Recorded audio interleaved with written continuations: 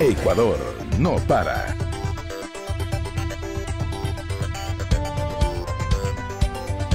¿Qué tal, amigas, amigos? Bienvenidos una vez más a Ecuador no para. Este 16 de abril se cumplió un año del terremoto que azotó a la costa ecuatoriana, principalmente a la provincia de Manabí y parte de Esmeraldas. El terremoto tuvo una fuerza cercana a los 8 grados en la escala de Richter y costó la vida de 671 personas. Produjo pérdidas de más del 3% del PIB del país y hasta el momento registra más de 3.300 réplicas. En esta ocasión analizaremos la situación de las zonas afectadas por el sismo tras un año de trabajo desde el Estado para que la ciudadanía se levante de esta tragedia. Para iniciar, nuestro compañero de la agencia Andes, Víctor Vergara, nos preparó un reportaje que recuerda lo sucedido el 16 de abril del año 2016. Adelante.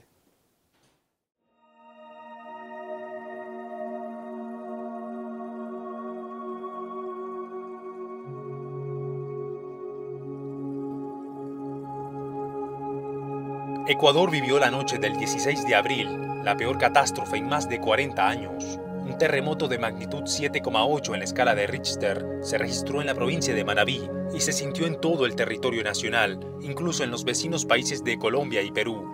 El potente sismo tuvo la misma o mayor magnitud que algunos de los desastres naturales más grandes de los últimos años en el mundo, que han costado miles de vidas humanas y miles de millones de dólares en pérdidas económicas. Este es el caso del terremoto de Haití de 2010, que tuvo una magnitud de 7,0 en escala de Richter, el de Japón de 2011, que tuvo una magnitud de 9,0, o el de Chile de 2014, con una magnitud de 8,2 grados. Producto del sismo en Ecuador, cientos de personas fallecieron. Oiga, fue una noche pero tan horrible, ya digo, de saber cuando me llamaron a mí, porque yo no estaba en ese rato, no estaba aquí en la casa, a mí me llamaron, yo estaba en la finca y vine aquí y que encontré puros escombros nomás allí, mi casa botada, toda desbaratada. Fue fatal, oiga, no saber dónde estaban las personas que uno quiere, los hijos más que todo. En ese momento, una vez no está todo unido en la familia. Estaban uno de mis hijos por aquí, otros por allá, eso era un caos, todo temblaba. Bueno, hay que reconocer la gran ayuda que hemos recibido de las hermanas provincias de nuestro querido Ecuador. Definitivamente fue un golpe muy fuerte el que nos tocó, el que nos dio la madre naturaleza. Ese día para mí, creo que para todas las personas que hemos vivido esto ha sido un día... Ay, Dios. Tragedia inmensa, dolor, porque yo estaba enfermo, y lo que estoy enfermo alcancé a saltar allá para salvar mi vida. Las provincias más afectadas fueron Manabí y Esmeraldas. En ciudades como Manta, Portoviejo, Pedernales, Jama, Bahía de Caracas, Muisne y San José de Chamanga, entre otras, se vivieron escenas de dolor y destrucción. Muchas familias lo perdieron todo y la mayoría de los servicios públicos se interrumpieron. El presidente de la República, Rafael Correa, quien se encontraba en el Vaticano al momento del suceso, declaró el estado de excepción y estado de emergencia en 6 provincias: Manabí, Esmeraldas, Los Ríos, Santa Elena, Guayas y El Oro, por los efectos adversos de este desastre. Inmediatamente ocurrida la tragedia, encabezados por el vicepresidente Jorge Glass, todos los niveles de coordinación para emergencias se activaron a través de los comités de operaciones de emergencias nacionales, provinciales y cantonales. Con esto se garantizó una respuesta emergente y la movilización de los recursos necesarios para atender las afectaciones por esta catástrofe. Estamos unidos como nación, como pueblo, todos los ecuatorianos, dando reacción de emergencia en estos momentos como corresponde, organizando las labores de rescate que van a ser muy intensas y organizando todos los mecanismos de socorro. Tras su retorno a Ecuador, Correa recorrió las zonas afectadas. La principal misión, aseguró, fue rescatar al mayor número de personas posibles atrapadas entre los escombros. El país ha sido declarado en estado de excepción. Todo el país está movilizado para atender esta emergencia, esta tragedia. La solidaridad del pueblo ecuatoriano, las energías de toda una nación la voluntad de nuestra gente superará estos momentos difíciles. Como ustedes conocen, fue un sismo extremadamente fuerte. De hecho, algunos expertos dicen que los daños, pese a la tragedia, son pequeños para lo que pudo ocurrir, porque fue un sismo de 7.8 en escala Richter. En un primer momento se realizó la evaluación de las afectaciones del terremoto para tomar medidas emergentes que garanticen a la población alimentos, agua, el acceso a servicios y albergues. Desde el gobierno se instalaron 10 mesas intersectoriales, cuya base de operaciones está en el ECU 911 de Quito. Ante la adversidad, la gestión del gobierno, la solidaridad mundial y de la población ecuatoriana nos recuerdan que incluso en los momentos más difíciles, Ecuador no para y saldrá adelante. El Estado ecuatoriano, con ayuda de organismos internacionales como las Naciones Unidas, analizaron el costo económico para el país por el terremoto. Los daños se estiman en 3.344 millones de dólares, de los cuales el sector público le corresponde asumir al menos el 67%, es decir, 2.253 millones de dólares. Para la recuperación de las zonas afectadas, se creó el Comité para la Reconstrucción, encabezado por el vicepresidente de la República, Jorge Glass, articulado con las distintas carteras de Estado. A continuación, nuestra compañera de la agencia Andes, Verónica Rivadeneira, nos preparó un reportaje sobre la situación actual de las zonas afectadas por el terremoto y cómo la población de Manabí conmemoró el primer año de este doloroso momento para nuestro país. Adelante. En la misa realizada en el Parque Central de Pedernales se conmemoró un año del terremoto del 16 de abril de 2016, que cegó la vida de alrededor de 671 personas. La homilía del obispo de Portoviejo estuvo cargada de los recuerdos de quienes partieron y de la inmensa solidaridad. Cuando mientras algunos querían acaparar todo para sí, había otros en cambio que decían ya, yo tengo lo suficiente. Mis amigos, mis vecinos necesitan más que yo. El vecino tiene una familia grande, ayúdenle a él. Hemos visto estos ejemplos y estos son los ejemplos que tenemos que admirar todavía hoy. Que la tarea de la reconstrucción sigue, pero que no solo debe ocurrir en lo material. Pidamos al Señor esta noche de saber continuar en esa obra de reconstrucción, pensando no solo a las obras materiales, sino a esas obras que van a salvar las personas, las familias, las pequeñas comunidades que estamos experimentando tan proficuamente en nuestra arquidiócesis, que van fomentando el sentirnos una familia de familias. No, de hecho se ha trabajado, como te digo, muchísimo en el estado de ánimo de las personas, ¿no? Dinamismo que hemos hecho por medio de municipales y también por medio del MIES en los albergues, dando toda esa esperanza al pueblo de Pedernales que volvamos a la normalidad y como tú lo ves, a un año después, un pueblo totalmente vivo, dinámicamente hablando con su gente. El presidente Rafael Correa dijo que cada 16 de abril se recordará que la naturaleza arrebató preciosas vidas, en la que constituye la peor tragedia de los últimos 70 años en el Ecuador. A pesar del dolor, el que esta fecha coincida con el Domingo de Resurrección, no deja de ser un signo de esperanza. El terremoto destruyó ciudades, cegó la vida de cientos de compatriotas y de algunos extranjeros y puso a prueba el temple de nuestra gente. Y que toda la infraestructura existente como hospitales, carreteras, puentes y en general la obra pública contribuyeron a que no se pierdan más vidas humanas. En menos de un minuto, junto con infraestructura y bienes que representaban el esfuerzo de años, se perdieron 671 vidas, que son lo único irrecuperable. A las 18:58 la misa se detuvo para que los manabitas presentes dejen libres al cielo los globos blancos y celestes que tenían en sus manos para recordar a las víctimas y con la convicción de que existirá siempre para ellos una oración de parte de los sobrevivientes. Demostraron desde el primer momento coraje y fortaleza. Se agradeció la solidaridad de los países amigos y se recordó la valiosa contribución de los héroes anónimos, los médicos que salvaron equipos del terremoto e improvisaron hospitales, los rescatistas, soldados y policías, todos los que pusieron su granito de arena.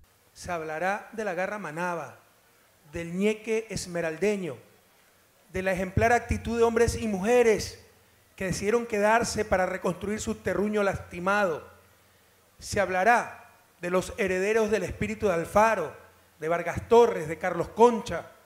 Se hablará de la ternura, la paciencia y el tesón de las tejedoras maravitas y de esas madres esmeraldeñas, cantadoras de arrullos. Familiares de los fallecidos recordaron a quienes se fueron. Perdí a mi hermana y mi sobrina, que más que mi sobrina era como mi hija. Me duele tanto haberlas perdido. Con la ayuda de todos aquí, los de Pedernales, su gente y el gobierno, estamos tratando de salir adelante. Canciones cargadas de esperanza finalizaron la ceremonia religiosa que conmemoró un año del sismo del 16 de abril de 2016. La vía San Vicente, Bahía Pedernales, Jama Cojimíes está arreglada y aquí en el reasentamiento de La Chorrera, cerca de Jama, se edifican 217 casas de concreto de 53 metros cuadrados y caña guadúa. Son antisísmicas. Estarán listas en pocos meses. El proyecto se lo hizo para la gente de La Chorrera, en las cuales están en zona de riesgo. Entonces el gobierno vio la necesidad de hacer este nuevo proyecto para ellos. En Canoa hay más reasentamientos. Este tiene 108 viviendas que contarán con todos los servicios básicos, luz, agua y alcantarillado. La obra ha tenido impacto en la generación de más de 60 empleos en este caso.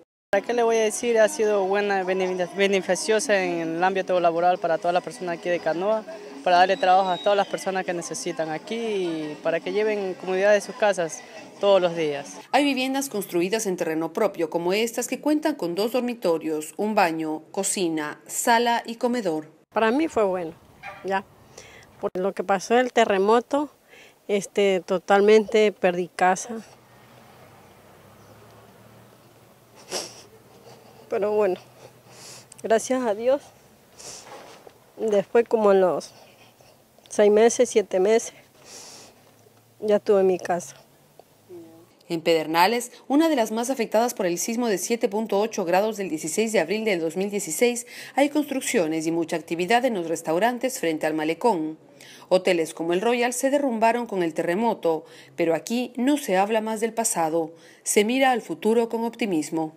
Es una fuente de trabajo que ya se tenía, pues el Hotel Royal Hotel, que se cayó, pues tuvo 10 años, ya. Estábamos en el mercado 10 años y pues nos gustó, me gustó este trabajo, estas actividades y pues tengo fe en Pedernales y en esto del turismo. La reconstrucción trajo consigo la activación de negocios como las ferreterías que crecieron de 7 antes del terremoto y ahora son alrededor de 30. Eso genera mucha competencia. José Valdés cuenta que así lucía el restaurante Costeñito 1, pero se derrumbó por completo como las fuentes de empleo. 4 meses estuvo sin trabajo, pero volvió a empezar en este lugar, que ahora está así. Y en base a eso, la gente que se fue mucho, casi en su totalidad, ese fue el eslogan, el lema que no los vamos, los quedamos y Pedernales se levanta y así fue. Y estamos levantándolos muy bien, muy excelente. La gente de acá, como todo Manabita, se llenó de mucho coraje, de mucha fuerza y dijimos no, aquí vamos para adelante y en eso estamos muy bien por ahora. En Pedernales, 2.500 estructuras se afectaron y muchos llevan aún por dentro la sensación de miedo. No duermen en sus casas y pasan la noche en sus locales como Jacqueline, quien levantó su negocio frente al mar, en donde vende comidas y batidos de fruta. Hay que levantarnos con esa fe de que sí nos va a ir bien en la vida.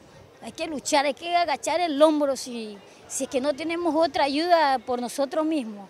Nos hemos levantado, gracias a las amistades después del terremoto, la gente de gobierno, policías, militares, el ministro nos visitaban y dejaban su granito de arena en esa forma de consumirnos, hacer que no nos quedemos hacia abajo, que nos levantemos. Este es uno de los hoteles que no sufrió daños por el sismo. Su propietario indica que hace falta apoyo en créditos para los hoteleros, que aún no pudieron reconstruir esas estructuras.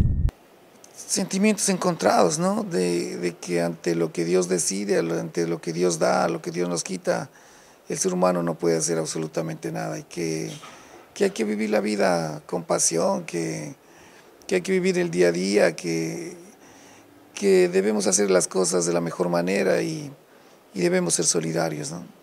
El terremoto, dicen los pobladores, dejó lecciones de mayor cuidado en las construcciones y conciencia de que viven en una zona de alto riesgo sísmico. En este monumento en la playa de Pedernales están grabados los nombres de las víctimas que permanecerán indelebles en la memoria de sus seres queridos. Ya volvemos con Ecuador no para.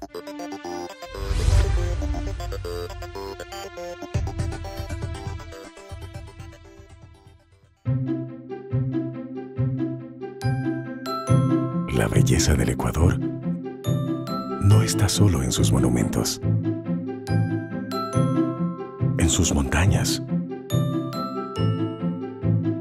en sus costas, en su Amazonía,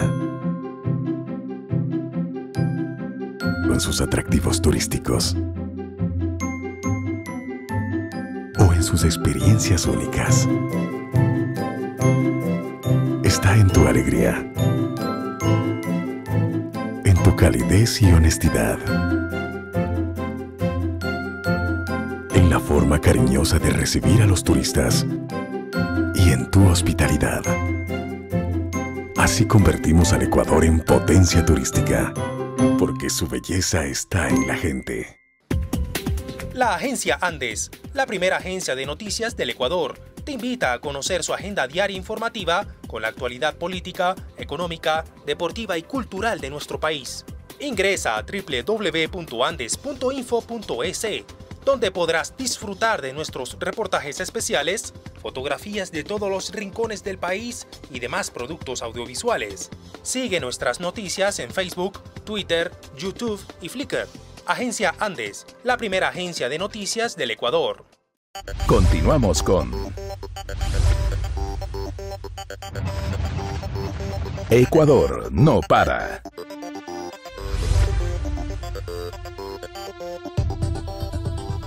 El terremoto afectó la infraestructura de más de 2.200 unidades educativas. A pesar de esto, con un manejo apropiado de la emergencia, un 100% de los estudiantes ya estaban en clases en menos de 2 meses luego del evento natural. En materia de salud, el Gobierno Nacional también tomó las respectivas medidas para atender a la población afectada, para la rehabilitación y repotenciación de 14 centros de salud y la construcción de 3 nuevos hospitales en Chone, Bahía de Caracas y Pedernales. A continuación dialogaremos con la ministra coordinadora de Desarrollo Social, Gabriela Rosero, quien nos detalló cómo se trabajó en este sentido y los resultados obtenidos durante la atención otorgada a la ciudadanía. Adelante. Yo creo que es importante empezar por señalar que este terremoto evidentemente ocasiona pérdidas humanas, ocasiona un momento en el que muchas personas se vieron afectadas, más allá de la pérdida física o de pérdida de mucha de la infraestructura y de su vivienda, fue una pérdida a nivel emocional y a nivel también de vidas humanas. Es importante en ese contexto señalar que la intención como gobierno en su accionar las primeras horas estuvo orientada a salvar las mayores vidas posibles.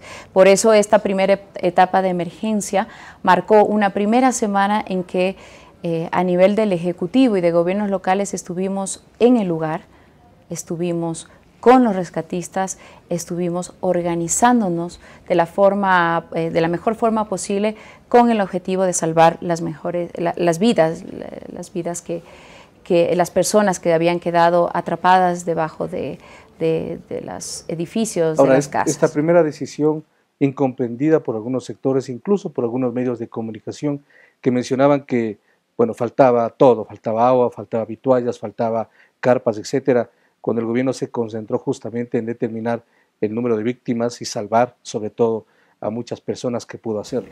Bueno, ese era el objetivo, esa era la prioridad la primera semana, el poder trabajar de la mano con los rescatistas y estar ahí presentes para que podamos salvar el mayor número posible de vidas. Ahora, evidentemente, después de eso, la tarea empezó en el ordenamiento y instalación de los albergues. Esa creo fue el segundo objetivo claro, porque efectivamente teníamos muchas personas que habían perdido sus hogares, sus lugares físicos de vida, y había que organizarse para que puedan tener todo lo necesario. La instalación de alrededor de 27 albergues implicó implementar un modelo de gestión que, Marco Antonio, es importante que conozca la ciudadanía. Es la primera vez que implementamos este modelo de gestión, que ya queda como una lección aprendida, un aprendizaje importante, porque eso significó que en ese lugar, en ese espacio, trabajamos conjuntamente como ejecutivo de los ministerios del sector social, pero también estuvo presente Fuerzas Armadas y la Policía Nacional. ¿En qué consistió ese operativo y sobre todo el concepto mismo de albergue? ¿Qué nomás tenía para la población? Estamos hablando de casi 12.500 personas que fueron alojadas en 27, 28 albergues ahí en la provincia de Manabí. Bueno, en primer lugar, es la gestión a nivel de seguridad, de que sea un espacio seguro para las personas que están ahí. En eso nos apoyamos con el Grupo Especial de las Fuerzas Armadas, de los Cuerpos de Paz, con la Policía Nacional. Pero en un segundo momento necesitábamos también la operativización de todo lo que es alimentación, salud, que tenga el personal médico, el personal del Ministerio de Inclusión Económica y Social, porque había que hacer el registro ahí, in situ, del número de familias, había que atender problemas también de las familias, y que con el tiempo también significó atender situaciones para evitar violencia, para evitar proteger de la mejor forma posible a los niños y niñas en los albergues. También significó atender otros objetivos importantes como fue la alimentación, evitar desnutrición, evitar muertes maternas, evitar muertes por mujeres que estaban dando a luz. Significó para el sector social un desafío en la implementación coordinada de estas acciones, porque además también fue el derivar a las personas, si necesitaban requerimientos de salud o atención ya especializada de salud, orientarlas al centro de salud más cercano o al hospital más cercano. Se debe señalar que nosotros llegamos a atender en los albergues alrededor de 9.630 personas albergadas. A hoy tenemos solamente 3.612 personas. A hoy, de esos 27 albergues, tenemos ya solamente 15 albergues. Pero también hubo un ejercicio adicional y estuvo relacionado con el hecho de que algunas personas no querían ir a los albergues. ¿Cómo respondió la población que tenía que inscribirse mediante cualquier recurso para ser parte del registro único de damnificados? Porque hay gente que de todas maneras no pudo hacerlo. Yo creo que esa fue una experiencia y un aprendizaje tanto para nosotros como ministerios como para la ciudadanía. Evidentemente las primeras semanas hasta organizarnos de ambos lados, todavía había ese miedo, todavía había esa angustia de no poder llegar a tener una opción de bono, una colaboración por parte o apoyo por parte del gobierno, pero creo que conforme se fue organizando, la ciudadanía sabía que podía acercarse tanto a las oficinas del Ministerio de Inclusión Económica y Social como del Ministerio de Desarrollo Urbano y Vivienda para hacer esa inscripción. Después creo que además con el hecho de que la página donde se encontraban las inscripciones fue transparente, fue abierta al público, las personas podían acceder y podían... acceso, es decir, no tenía mayores complicaciones. Exacto, y podía mirar ahí a través del número de cédula y saber que estaban inscritos en algún tipo de bono, y además que después ya se fue pagando los bonos. En el caso del Midubi, saber que tenían ya aprobado su bono de vivienda. Ahora, sabemos que en el camino también tuvimos errores y creo que de eso hemos aprendido para hacer que la respuesta ante este tipo de emergencia sea también una respuesta oportuna. ¿Cuáles fueron los principales errores que tienen que ser subsanados? Yo creo que en primer lugar la focalización. Evidentemente, en un primer momento, en el registro único de damnificado, nosotros llegamos a tener alrededor de 382.000 personas inscritas. Estamos hablando alrededor de 96.000 familias. No todas estas familias fueron familias que debían recibir un bono. ¿Y lo hacían por falta de información o porque simplemente...? Muchas de ellas se inscribieron porque quisieron ver la posibilidad, o sea, tal vez, y el gobierno me va a ayudar, y no necesariamente tenían una afectación. Por eso lo importante de este registro único, de caracterizar bien a las familias económica y socialmente, para poder diferenciar qué tipo de bono, porque acordémonos también que más allá del sector social y de la respuesta como sector social, también hubo una respuesta desde el sector productivo, desde los créditos. Entonces, tal vez muchos de ellos podían más bien estar en este programa y no necesariamente en lo social. Y creo que también un tema de seguimiento a esa respuesta era necesario. ¿Qué quiero decir con esto? Hoy tenemos ya 15 albergues. Muchos de ellos ya se fueron reduciendo, las familias fueron regresando a su vida normal porque efectivamente se entregaron los bonos de alquiler y arrendamiento. Pero también el empezar todo lo que eran la reconstrucción desde vivienda, en vivienda propia y resentamiento tomó su tiempo. Nos tomó, en el caso de resentamientos, alrededor de 6 meses para poder ubicar ese lugar que no sea susceptible a inundaciones, que no sea susceptible a repetir la historia del terremoto. Hasta ubicar esto tomó su tiempo. A la final esa experiencia ha sido positiva, es decir, los resultados han sido positivos, la gente está bien en los lugares donde fue reasentada, donde fue reubicada. Yo diría que sí, que están reubicados. Muchos de ellos ya tuvieron el acceso al bono, pero evidentemente nosotros estamos pasando ya un periodo de transición en el cual nuestro objetivo es que 65% de las soluciones habitacionales van a ser entregadas en este cambio de gobierno, pero tenemos un porcentaje más que será totalmente entregado a finales de este año. ¿Que pudimos haberlo hecho más rápido? Sí pudimos haberlo hecho más rápido, sobre todo si hablamos del tema vivienda, respuestas habitacionales, pero creo que para un nuevo momento, que así Dios no lo quiera, podamos responder como ejecutivo, como gobierno, de mejor forma. Pero en el tema de salud, en el tema de educación, ¿cómo se trabajó en este sentido? La gente respondió finalmente, las clases, por ejemplo, no fueron suspendidas, casi iniciaron en el tiempo que debían hacerlo, el tema de salud fue atendido. ¿Cómo se organizó esto y en qué medida el resultado fue óptimo?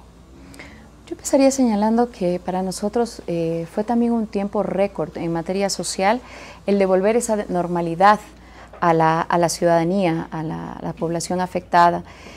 Nosotros atendimos alrededor de 5.000 personas desde salud, o sea, 5.000 personas que fueron atendidas como resultado de la emergencia, pero estamos hablando de que cumplimos un logro en cuanto al hecho de que 55.000 estudiantes pudieron volver a empezar su ciclo educativo.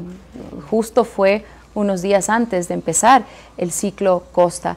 55.000 estudiantes recobraron esa normalidad y lo hicimos porque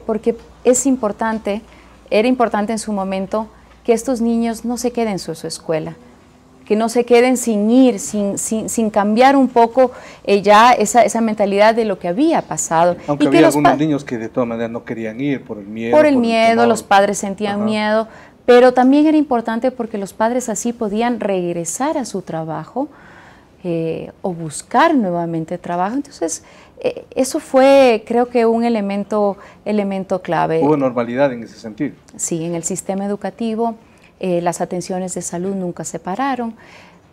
pusimos en contingencia también centros de salud, el hospital específico de Chone, pero claro, eso en emergencia. Después de eso, ya pensando en la reconstrucción, los próximos pasos estuvieron orientados a rehabilitar la infraestructura educativa, de salud, de centros infantiles del buen vivir, que fueron afectados por el terremoto y afectaron nuestra oferta pública de servicios sociales. En el tema educativo se destinaron casi 200 millones de dólares para lo que significa las escuelas provisionales, la reconstrucción de algunos, incluso universidades, etcétera, algunos temas vinculados directamente con la educación. Sí, y déjeme señalar ahí, ya que usted ha topado el tema de presupuesto.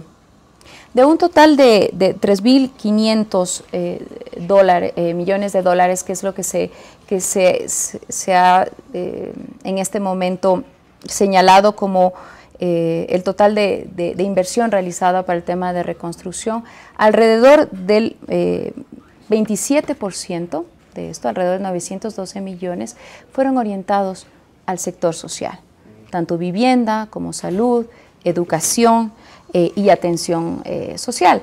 Claro que de este porcentaje, en su mayoría, se orientó los recursos a los programas de vivienda. Pero ¿qué pasó en el tema educativo?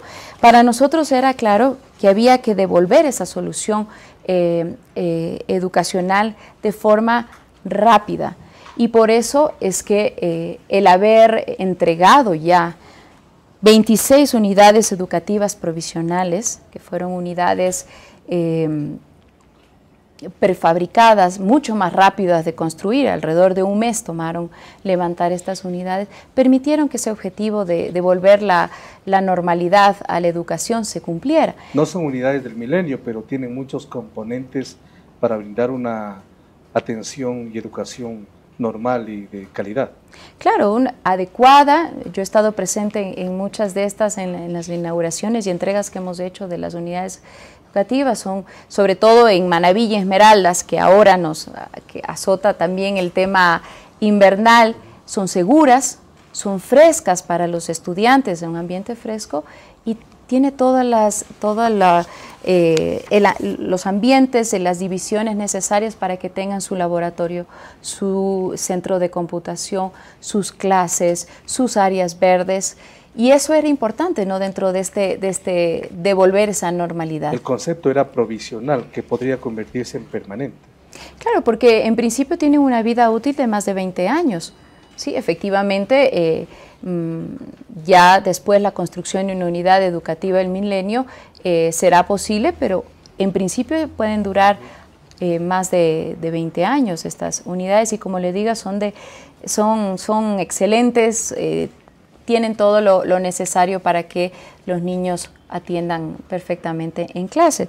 Pero también significó reparaciones menores, de alrededor de 102 reparaciones menores, y alrededor de 69 unidades educativas del milenio siglo XXI pluridocentes pudieron ser entregadas también como parte de esta reconstrucción en el tema educativo. Tenemos todavía por ejecutar algunas otras que van a depender de la llegada de algunos créditos y algunas donaciones, pero que permiten y permitirán que esa educación siga en su normalidad, de que el acceso de los chicos y chicas al sistema educativo no se haya visto mermado en ningún momento. Es importante conocer, estamos viviendo una etapa de transición. El presidente electo Lenín Moreno asume la presidencia el próximo 24 de mayo. Hay un comité de reconstrucción que está liderado por el vicepresidente Jorge Glass y cuyo secretario es el señor Bernal. ¿Usted conoce algo respecto a la continuidad del comité de reconstrucción, a las medidas que se pueden tomar? Porque este es un tema que no termina o no se agota ahora, sino que tiene todavía mucho camino por recorrer y mucha atención que entregar. Así es, justamente el día sábado pasado tuvimos una reunión con el presidente electo, con el vicepresidente, que ha sido quien ha estado y nos ha liderado hasta hoy como equipo, y ha sido ratificado la Secretaría Técnica de Reconstrucción, ha sido ratificado el mecanismo, que además fue un mecanismo que permitió en el caso del Ecuador, poder implementar de la mejor manera las diferentes visiones que hay con respecto a la reconstrucción.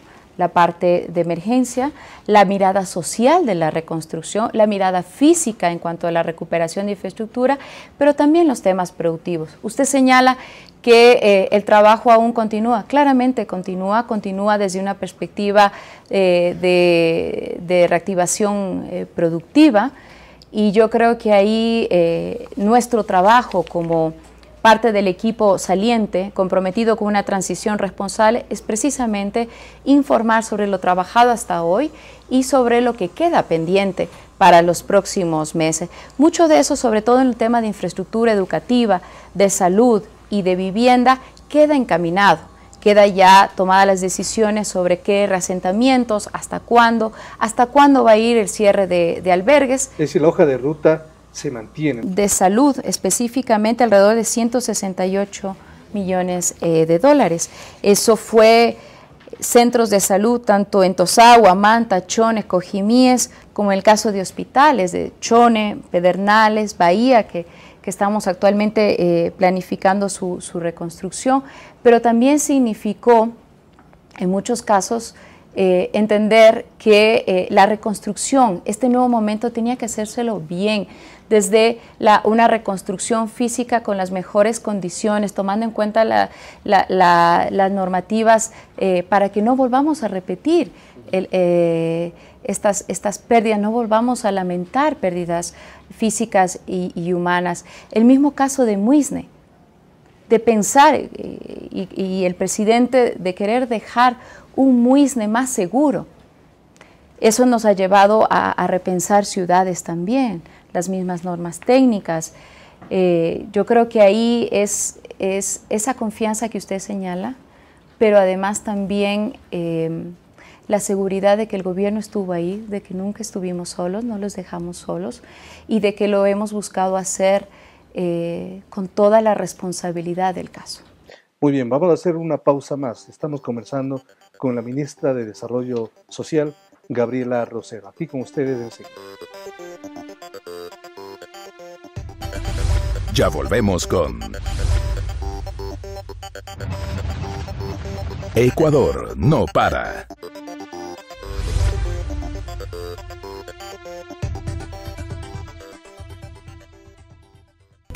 La agencia Andes, la primera agencia de noticias del Ecuador, te invita a conocer su agenda diaria informativa con la actualidad política, económica, deportiva y cultural de nuestro país. Ingresa a www.andes.info.es, donde podrás disfrutar de nuestros reportajes especiales, fotografías de todos los rincones del país y demás productos audiovisuales. Sigue nuestras noticias en Facebook, Twitter, YouTube y Flickr. Agencia Andes, la primera agencia de noticias del Ecuador. La belleza del Ecuador no está solo en sus monumentos, en sus montañas, en sus costas, en su Amazonía, o en sus atractivos turísticos, o en sus experiencias únicas. Está en tu alegría, en tu calidez y honestidad, en la forma cariñosa de recibir a los turistas y en tu hospitalidad. Así convertimos al Ecuador en potencia turística, porque su belleza está en la gente. Continuamos con Ecuador no para.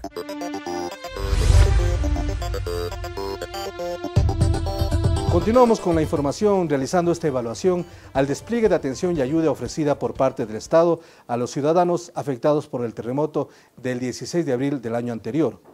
Un trabajo que fue reconocido y felicitado por organizaciones y expertos internacionales por la pronta respuesta del gobierno ante la emergencia. La ministra coordinadora de Desarrollo Social, Gabriela Rosero, nos indicó lo mejor preparado que se encuentra ahora el Estado para afrontar este tipo de emergencias. provisión de créditos para viviendas y comercios, así como los detalles de las respectivas fases de la reconstrucción. Adelante. Yo creo que con esta experiencia, que significó una oportunidad, pudimos implementar todos estos diseños, tanto institucionales como metodológicos, que en su momento se crearon para fortalecer la misma Secretaría de Gestión de Riesgo. Los modelos de gestión de albergues, hemos hablado ahora de esto, pero también tenemos otro tipo de modelos de gestión que se han implementado y se implementarán en caso de desastre. Hemos pasado también por una activación de Cotopaxi, hemos pasado ahora recientemente por las inundaciones otra vez en Manabí, pero que nos encuentra mejor preparado para esa reacción. Como sector social tenemos claro cómo debemos operar, paso 1, paso 2, paso 3, en el caso de emergencia, todo lo que es la elaboración de los kits alimenticios, que fue toda una experiencia para nosotros ahora en el terremoto, poder abastecer de esos kits alimenticios, la entrega, la provisión. Entonces, también la respuesta desde la salud, desde todo lo que son para nosotros nuestra gente en territorio, nuestras visitadoras comunitarias, familiares. Entonces creo que nos encuentra mejor preparados hoy. Evidentemente tuvimos en su momento el reconocimiento de algunos organismos internacionales y de países amigos. Por parte de la OPS, de la Organización Mundial de la Salud, nos reconocieron el hecho de que nosotros no tuvimos ninguna epidemia, por ejemplo, el resultado de todo lo que fue el tratamiento de los cadáveres, todo lo que fue ya después las vacunaciones, las atenciones de salud para evitar brotes fuertes en la población. Y creo que ese reconocimiento, esa implementación de estos mecanismos, el mismo caso de nutrición, a pesar de que tenemos todavía desafíos en desnutrición, no tuvimos casos de desnutrición crónica como en otros países tuvieron cuando pasaron por este tipo de afectaciones de la naturaleza. Y eso también nos reconoce UNICEF, nos reconoce el Sistema de Naciones Unidas. ¿Cómo respondió el gobierno? Lo hemos puntualizado también en el asunto de la provisión de créditos para vivienda que fue afectada totalmente, parcialmente, nuevas viviendas. ¿Cómo respondió a la expectativa de la población allá en Manabí, Esmeraldas? A hoy nosotros tenemos ya 45,000 soluciones habitacionales. Esto ha sido para nosotros y ha significado para nosotros orientar recursos tanto de la ley como de donación, de las donaciones que recibimos, de alrededor de 509 millones. Aquí se ha orientado el mayor presupuesto del sector social porque el objetivo era y es todavía devolver ese hogar, ese espacio a las familias afectadas. Hasta hoy señalaríamos que tenemos ya finalizadas alrededor de 22,000 soluciones habitacionales, 11,500 en ejecución y todavía para ejecutar hasta fin de año 11,200 más. Aquí están incluidos aquellos bonos que entregamos tanto para terreno propio como para reparación y reasentamiento. Es decir, a fin de año se terminaría de entregar todas las viviendas. Eso es nuestro objetivo, porque efectivamente ahorita el poder cerrar estos últimos 15 albergues está de la mano de que podamos cumplir con nuestros objetivos de reasentamiento en terrenos urbanizados por el Estado y adicionalmente hasta diciembre otros reasentamientos que no vamos a poder tener hasta mayo. Básicamente estos reasentamientos están localizados en lo que es Pedernales, Muisne, como habíamos hablado también con esta visión de un nuevo Muisne, un plan Masa Muisne, y en otras áreas vinculadas con Sucre, con Jama, en las cuales todavía estamos terminando. ¿Por qué no se logró entregar antes de mayo? Como yo dije anteriormente, creo que si volviéramos a vivir esta experiencia, supiéramos que hay cosas que hay que sacarlas más rápidamente. Creo que tuvimos una reflexión en su momento muy oportuna sobre el tipo de vivienda, de respuesta habitacional que debíamos dar, si eran viviendas palafíticas, cómo hacer estas viviendas, si por bloques separadas.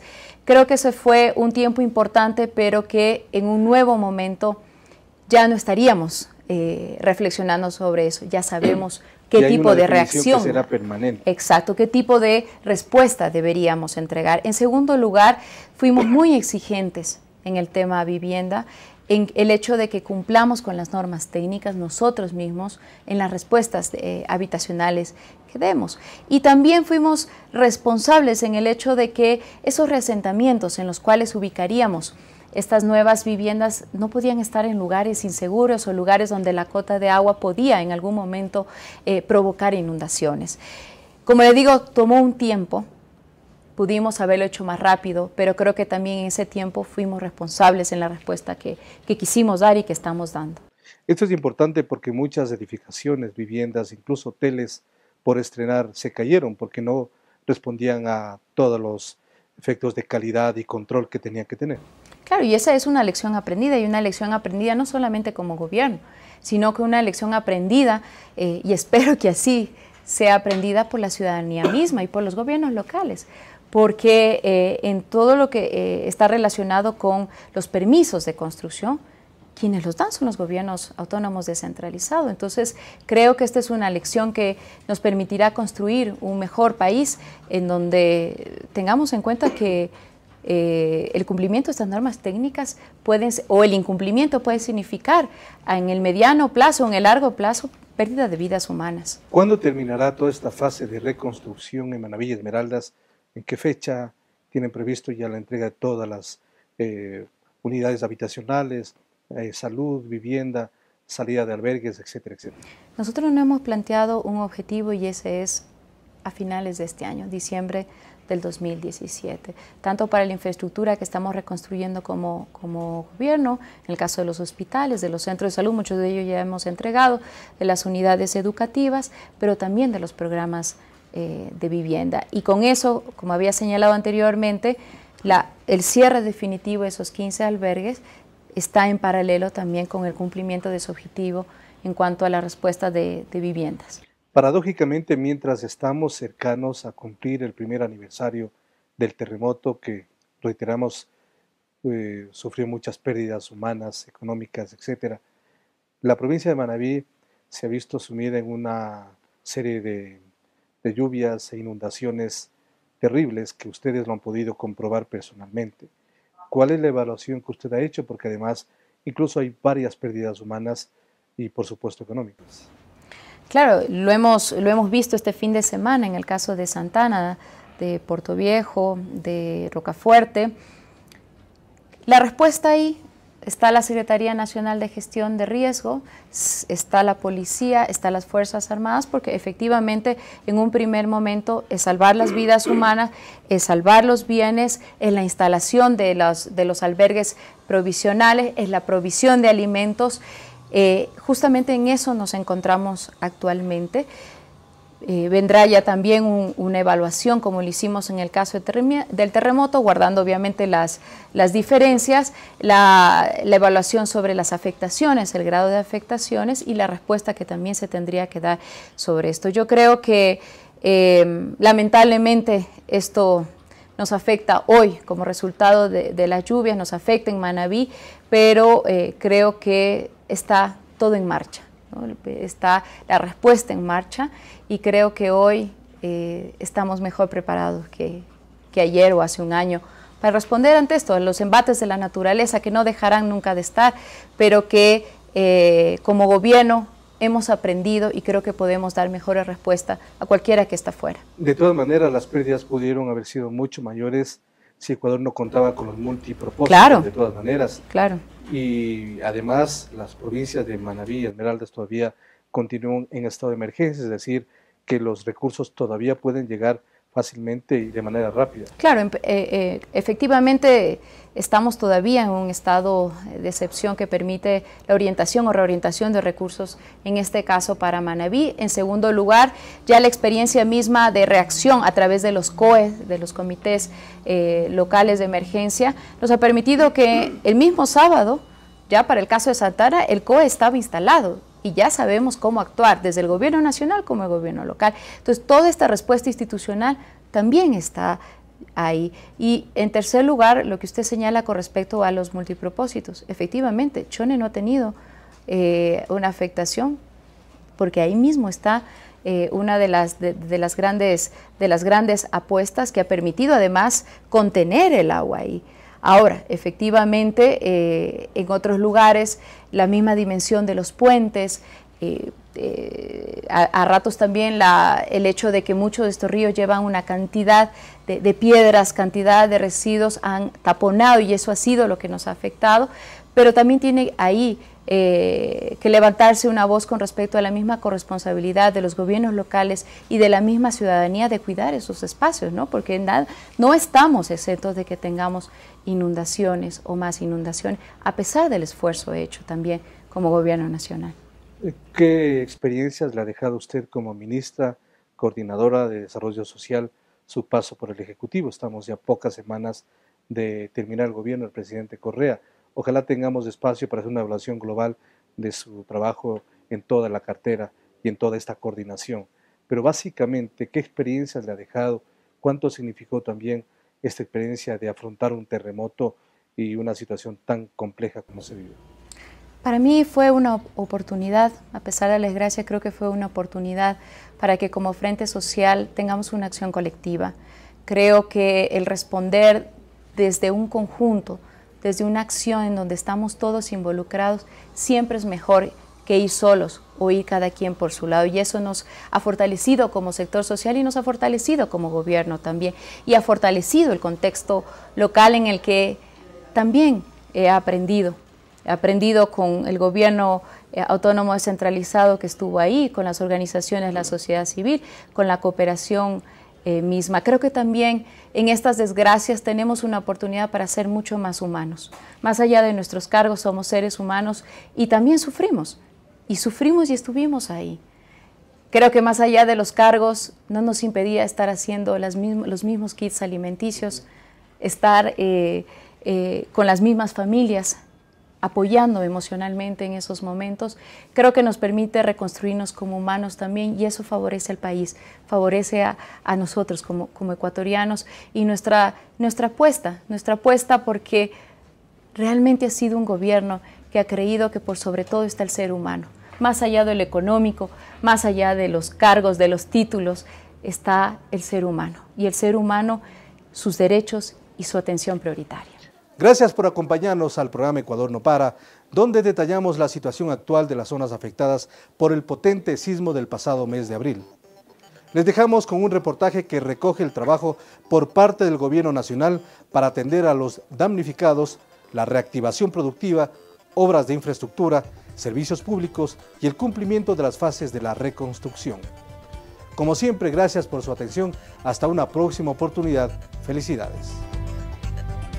16 de abril 2016. La naturaleza sorprendió a todos. Un terremoto de casi 8 grados en la escala de Richter sacudió Manabí y Esmeraldas. Fue una de las peores catástrofes de nuestra historia. Manabí y Esmeraldas tuvieron que enterrar a 671 de sus hijos y sentir cerca de 3.500 movimientos de tierra. La acción inmediata y coordinada de todos salvó la vida de 103 hermanos. 12 meses después, todo está a la vista. Con solo recorrer las ciudades y poblados, vemos modernas carreteras, escuelas, centros de salud, viviendas. Se han invertido y están en ejecución 2.410 millones de dólares en la emergencia y reconstrucción de Manabí y Esmeraldas. A esta inversión se suma la que se realiza ahora para mitigar los efectos dejados por las lluvias, cuyas precipitaciones son mayores a las presentadas en el fenómeno de El Niño de 1998, y que de no mediar los grandes proyectos multipropósito construidos por el gobierno de la Revolución Ciudadana, el resultado sería catastrófico. En la reconstrucción se invirtieron 508 millones de dólares en viviendas. 7.706 casas construidas en terreno propio fueron entregadas, al igual que 1.240 casas construidas en terrenos urbanizados por el Estado. Otras 13.288 fueron reparadas. El trabajo continúa. Están en construcción 10.000 viviendas más en terreno propio y otras 500 en terrenos urbanizados por el gobierno. 182 millones se invirtieron en educación. Se construyeron 70 nuevas unidades educativas del milenio pluridocentes. En ejecución están otras 87. Un total de 875 unidades fueron reparadas y otras 26 escuelas provisionales construidas. 170 millones en salud, que sirvieron para construir y terminar centros de salud tipo C y B, con características de hospitales en las ciudades de Manta, Tosagua, Chone y Cojimíes, y existen otros proyectos en ejecución. Una de las más altas inversiones se dio en vialidad. Con 387 millones de dólares se repararon y se construyen las vías de Esmeraldas y Manabí, provincias que ahora cuentan con las mejores y más modernas carreteras de la región. En la reactivación productiva se invierten 85 millones de dólares. Un ejemplo de ello es Tarqui, Jama, Rocafuerte y otras ciudades de Manabí y Esmeraldas. La inversión también se dirigió a la rehabilitación de los sistemas y de reserva de agua potable, de los cantones, de las provincias, así como de la reparación de subestaciones, líneas de transmisión, redes primarias, redes secundarias, transformadores, postes, conductores y luminarias. Logramos salir adelante con solidaridad, unidad y trabajo.